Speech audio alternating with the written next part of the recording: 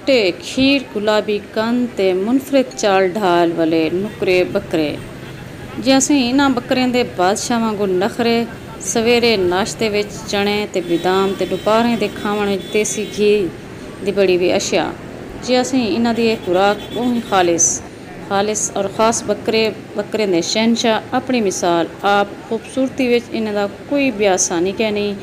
इन्हां बकरियां दी तरह इन्हां दी कीमत भी बड़ी खास है।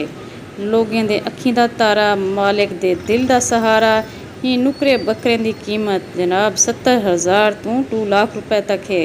जे असीं 2 लाख तक इंदी वेले कीमत पहुँच वेंदी है जेरे ईद कुर्बान आंदी है।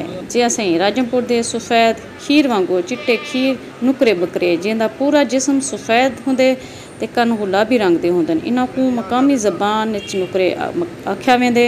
राजमपुर दे खूबसूरत ते मशहूर मरूफ नुकरे बकरे पाकिस्तान दे विच फरोख्त वास्ते भेजे वेंदे हैं। आम तौर ते एक बकरे की कीमत 70 तो 80,000 रुपए होंदी है, पर ईद कुर्बान के मौके पर इन्हां दे खरीदारां दी खरीद इजाफा थीवण की वजह नाल इन्हां दी कीमत 70-80,000 तो वध ते 2 लाख तक पहुँचती है।